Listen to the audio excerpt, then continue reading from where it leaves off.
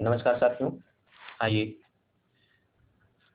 लघु सिद्धांत कौमुदी के इस वीडियो के अंतर्गत हम सब अध्ययन करते हैं इत्संज्ञक सूत्रों की कड़ी में अगला सूत्र। जो अगला सूत्र है वह है लन मध्ये तु इत्संज्ञकः।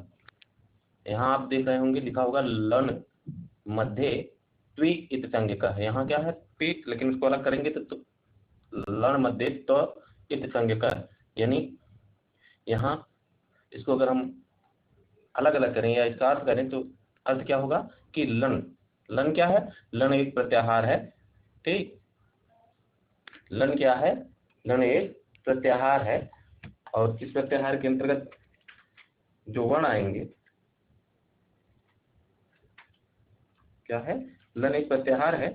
और आप देखेंगे तो जब लन प्रत्याहार की बात हम करें, ठीक, तो सबसे पहले ये जान ले कि इसका उपयोग एक प्रत्याहार होता है र, उसको बनाने में होता है। ठीक, आगे इस पर चर्चा की गई है, उस पर भी चर्चा करेंगे। सबसे पहले जानिए कि र प्रत्याहार के लिए जो है लन सूत्र जो है अति महत्वपूर्ण है। ठीक,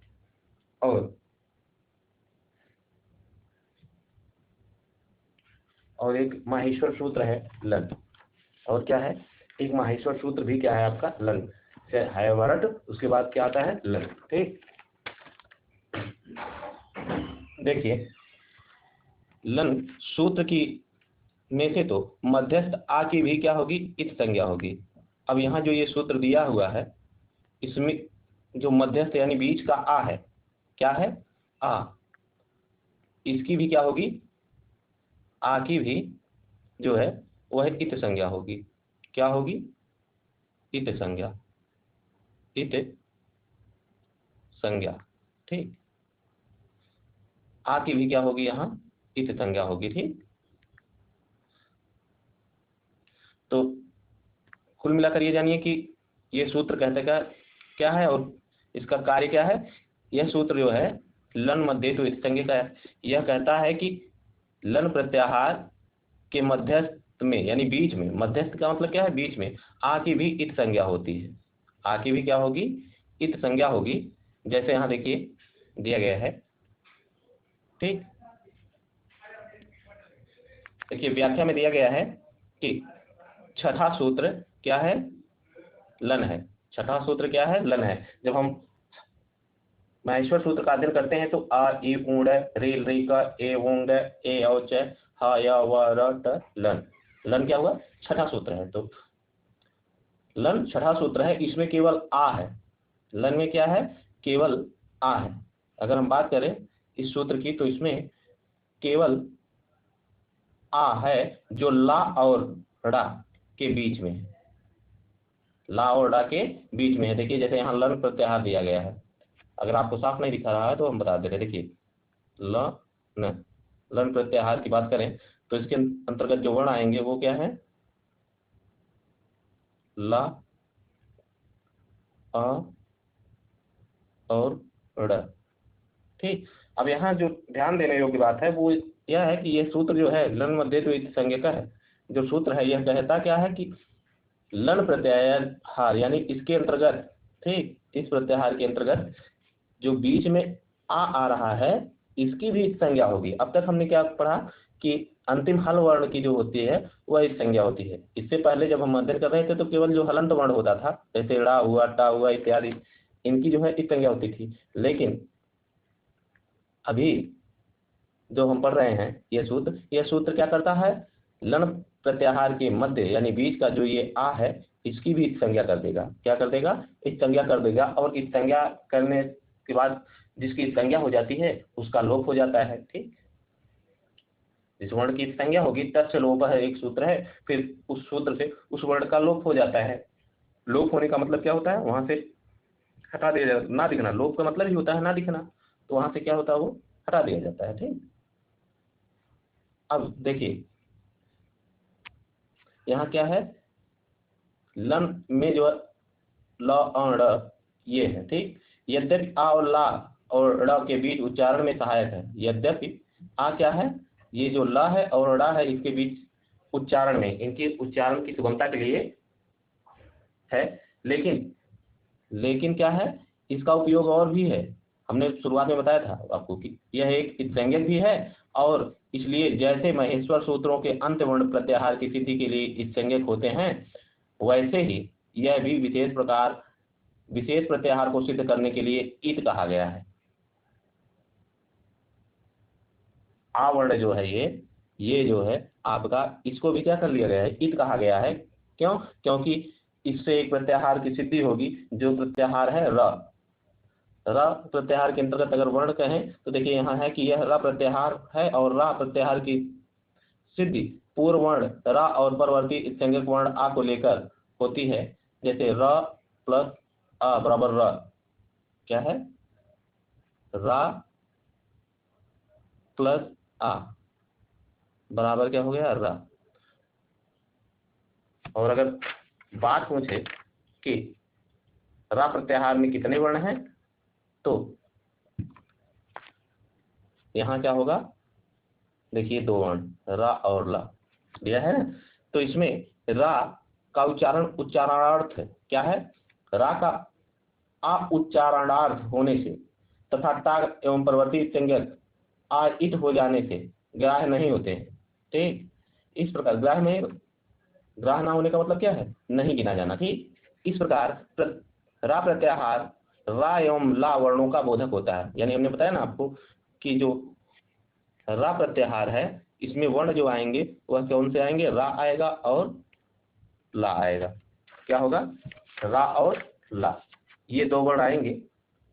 दोनों क्या है, ध्यान दीजिएगा, यहाँ हलंत लगा होना चाहिए नीचे दोनों के। ठीक, तो यहाँ जो रा प्रत्याहार है, रा प्रत्याहार के अंतर्गत ये दोनों वर्ण आएंगे, रा और ला। ठीक,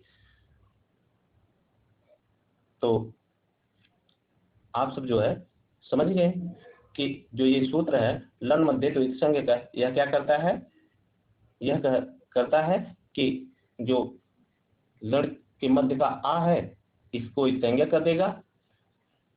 ठीक, इसकी संज्ञा कर देता है, और यह आ कहाँ और सहायक है, एक प्रत्याहार रा बनाने में। कहाँ, रा प्रत्याहार में। रा प्रत्याहार में वर्णों की संख्या पूछे तो रा और ला ये 2 वर्ण आते हैं। ठीक, आप जो है इतना समझिए। ठीक, आगे जो है दूसरा सूत्र है हलंत्यम। क्या है, हलंत्यम। देखिए हलंत्यम सूत्र जो है वह क्या कहता है, हल अंत्यम। हल अंत्यम, अगर इसको अलग लिखेंगे तो क्या लिखेंगे, हल और अंत्यम। ठीक, क्या लिखेंगे, हल और अंत्यम लिखेंगे तो बराबर क्या हो जाएगा, हल अंत्यम। तो हलंत्यम सूत्र जो है ये कहता क्या है, हलंत्यम सूत्र जो है ना ये कहता है कि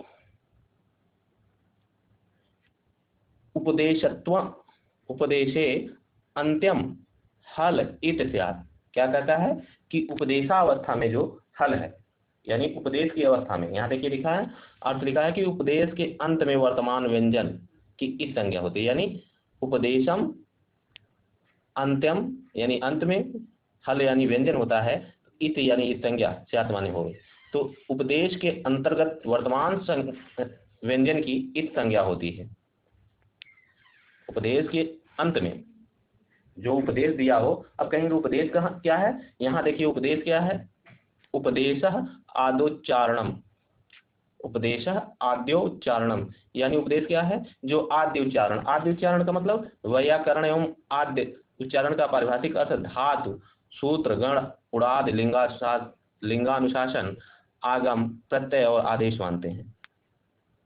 देखिए यहाँ सबसे प्रमुख जो बात है ना वो क्या है कि आद्य उच्चारण क्या है, परिभाषिक अर्थ धातु, सूत्र, गण, उड़ादि, लिंगानुशासन, आगम, प्रत्यय और आदेश। ये जो है धातु, सूत्र, गण, उड़ादि, लिंगानुशासन, आगम, प्रत्यय और आदेश, ये क्या है, ये जो है आद्य उच्चारण। आद्य उच्चारण यानी जो आद्य ऋषियों द्वारा कहे गए शब्द हैं उसी को आद्य उच्चारण माना गया है। जैसे अब आद्य उच्चारण का मतलब यहाँ पाणिनि, ठीक, पाणिनि, पतंजल, पाणिनि, पतंजल और कात्यायन,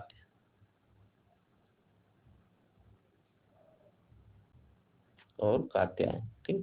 पाणिनि, पतंजलि और कात्यायन के द्वारा जो पूर्व में कहे गए व्याकरण के संदर्भ में बातें हैं वही क्या है, आद्य उच्चारण है। इनके द्वारा जो कहे गए शब्द हैं वही क्या है, आद्य उच्चारण है। और देखिए यहाँ फिर लिखा है सूत्रेष्व दृष्टम पदम सूत्रांत, क्या है, सूत्रेष्व दृष्टम पदम सूत्रांतरा अनुवर्तनीयम सर्वत्र, सूत्रांतरा अनुवर्तनीयम सर्वत्र। यहाँ अगर हम इसको कुछ परिभाषित करें तो कहेंगे कि इस परिभाषा के अनुसार महेश्वर सूत्र में भी सूत्र होने के कारण उपदेश हुए। महेश्वर सूत्र क्या है, जो वह भी उपदेश हुए, सूत्र हैं, क्योंकि ना अब देखिए यहाँ हमने लिखा है कि आदि उच्चारण क्या है, सूत्र, धातु, गण, उड़ादि, लिंगानुशासन, आगम, प्रत्यय, आदेश, ये क्या है, आद्य उच्चारण है सब, ठीक। तो जब ये आद्य उच्चारण है तो जो महेश्वर सूत्र है, जो माहेश्वर सूत्र है वह क्या है, जो माहेश्वर सूत्र है वह भी उपदेश ही तो माना जाएगा, क्योंकि जब सूत्र आद्य उच्चारण माना गया है तो महेश्वर सूत्र भी सूत्र होने के कारण जो है उपदेश माना जाएगा। और इनके अंत में वर्तमान ड़ा इत्यादि व्यंजनों की इत संज्ञा होगी। इसके अंतर्गत हलंत्यम सूत्र जो कहता है, इसके अंतर्गत वर्तमान में ड़ा इत्यादि व्यंजनों की इत संज्ञा होगी और इत संज्ञक वर्णों का लोप हो जाता है यदि सूत्रों में ऐसे पद अदृष्ट या अप्रयुक्त हो जिनका प्रयोग अर्थबोध की दृष्टि से आवश्यक हो, तो उन्हें अन्य सूत्रों से ग्रहण कर लिया जाता है, ठीक। यहाँ देखिए जैसे हम लोग अभी अगर हलंत्यम सूत्र पढ़ रहे हैं तो अगर बात यह कि हलंत्यम सूत्र क्या करता है, संज्ञा करता है, ये भी तो किन वर्णों की संज्ञा करेगा, जो अंतिम हल वर्ण होंगे। अंतिम हल वर्ण का मतलब क्या है, उपदेश की अवस्था में अंत में, उपदेश के अंत में वर्तमान व्यंजन की इत संज्ञा होती है, ठीक। तो यहाँ हलंत्यम सूत्र से हल एवं अंत्यम, यही दो पद हमने बताया पूर्व में कि हैं, इन दोनों से पूरे अर्थ का स्पष्टीकरण नहीं हो पा रहा है, तो इनमें दो अपेक्षित पद हैं, ये है उपदेशे और इत, जो सूत्र में अदृष्ट या अप्रयुक्त है। यानी कुछ ऐसे लिखेंगे, उपदेशे हलंत्यम, उपदेशे हलंत्यम इत, ठीक, उपदेशे हलंत्यम इत ऐसा लिखेंगे, क्योंकि जो हलंत्यम शब्द कहने से ये जो है पूरा अर्थ ग्रहण नहीं हो पा रहा था, तो उपदेशे आगे और इत बाद में जोड़ दिया गया, ठीक। तो ये है कि पूरा स्पष्ट जो है अर्थ स्पष्ट ना होने के कारण उपदेशे क्या हुआ, उपदेशे जो शब्द है, ठीक, देखिए यहाँ उपदेशे और इत जो सूत्र में अदृष्ट या अप्रयुक्त हैं, इसलिए अर्थ स्पष्टीकरण के लिए आवश्यक इन दोनों शब्दों को ग्रहण कर इस सूत्र के पूर्ववर्ती सूत्र उपदेशो, इससे पहले हमने क्या पढ़ा, उपदेशे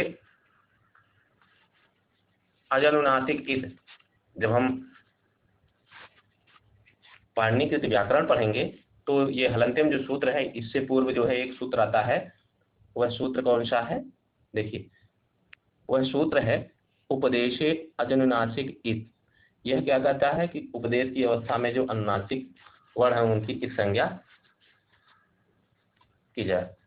नासिक के वर्ण यानी अंतिम जो वर्ण होते हैं, नासिक के वर्णों में क्या है, यहाँ न, न, म इत्यादि जो पंचम वर्ण 5 वर्ण हैं जो वर्गों के अंतिम, वो क्या है, इस संज्ञक वर्ण, उनकी भी गिनती की जाएगी। ठीक, तो हलंत्यम सूत्र की संख्या देखिए यहाँ उपदेशीय अनुनासिक इत 1 3 2 है, यानी अष्टाध्यायी का प्रथम अध्याय के तीसरे पाद का दूसरा सूत्र। ठीक, और यहाँ हलंत्यम जो सूत्र है इसकी संख्या है 1 3 3। क्या है, 1 3 3, जो कि उपदेशीय अनुनासिक इत के ठीक बाद है।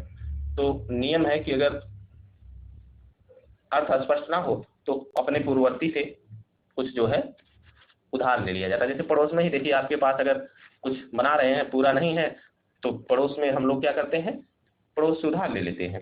तो वही बात यहाँ अर्थ स्पष्टीकरण के लिए क्या कर दिया गया, अपने पहले वाले से उधार ले लिया गया। यानी उससे उधार लेने का मतलब क्या, उससे जो उसका इत शब्द है, ठीक,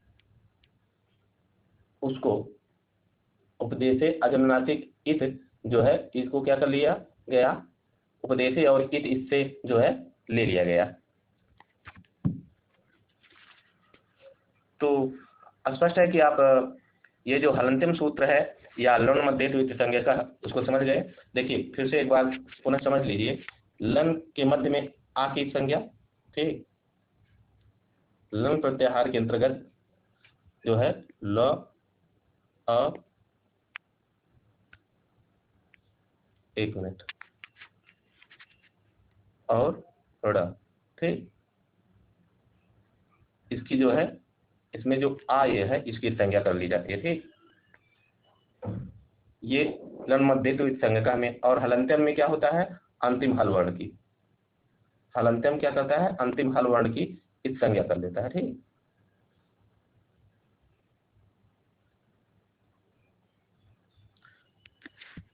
अगला जो सूत्र है आपका, देखिए वह क्या है, वह है अदर्शनम लोपः। ये महत्वपूर्ण सूत्र, इससे भी परीक्षाओं में प्रश्न पूछे जाते हैं। देखिए अदर्शनम लोपः क्या कहता है, अदर्शनम यानी जिसका दर्शन ना हो, आ प्लस दर्शन अगर हम कहें, ठीक, अदर्शन, अदर्शनम मतलब जिसका दर्शन ना हो। ठीक,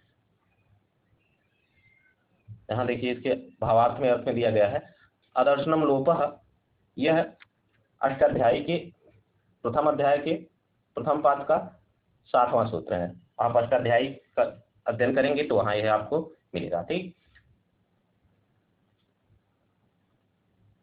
यहाँ लिखा है प्रसक्तस्याह अदर्शनम, प्रसक्तस्य अदर्शनम लोपः संज्ञम स्यात्। लोप किसे कहेंगे, अदर्शन को ही लोप कहते हैं। वर्तमान वर्ण के ना दिखाई पड़ने अर्थात ना सुनाई पड़ने की संज्ञा लोप संज्ञा होती है। देखिए सूत्र जो परीक्षाओं में पूछा जाता है अक्सर कि लोप संज्ञा करने का सूत्र क्या है, तो लोप संज्ञक सूत्र है।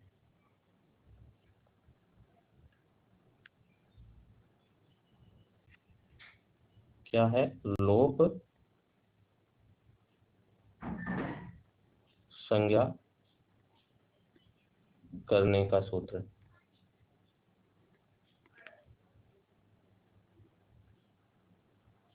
लोप संज्ञा करने का सूत्र कौन सा, ये अदर्शनम लोपः। अदर्शनम लोपः क्या करता है, लोप संज्ञा करता है। ठीक, ध्यान दीजिएगा, यहाँ से प्रश्न जो है परीक्षाओं में पूछे जाते हैं कि अदर्शन लोपः क्या करता है, कैसा सूत्र है। तो संज्ञा सूत्र है, पहली बात तो ये ध्यान दीजिए। और दूसरी बात कि लोप संज्ञा करता है। कौन सी संज्ञा, संज्ञा पूछे कि ये संज्ञा है, अधिकार सूत्र है या परिभाषा सूत्र है, तो आप कहेंगे कि यह क्या है, संज्ञा सूत्र है। क्या है, संज्ञा सूत्र।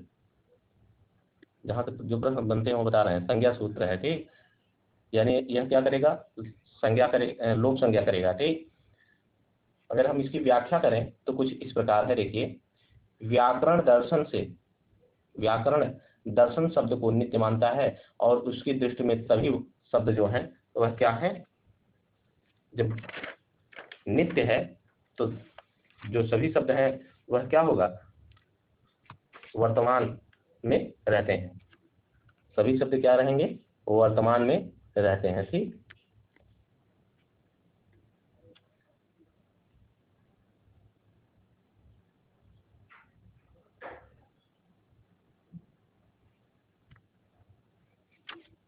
सभी शब्द जो रहेंगे क्या करेंगे, वर्तमान में रहेंगे। देखिए उसके आगे सभी शब्द क्या कहेंगे, वर्तमान में रहते हैं और किसी शब्द या वर्ण का विनाश नहीं होता।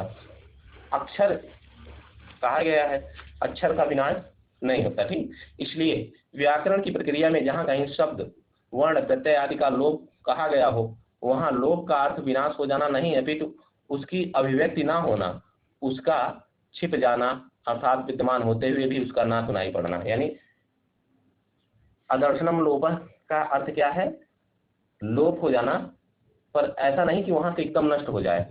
वह सब वर्ण तो दिखाई देगा पर उसका ना तो उच्चारण होगा, ना ही उसका कोई अर्थ लिया जाएगा। ठीक, तो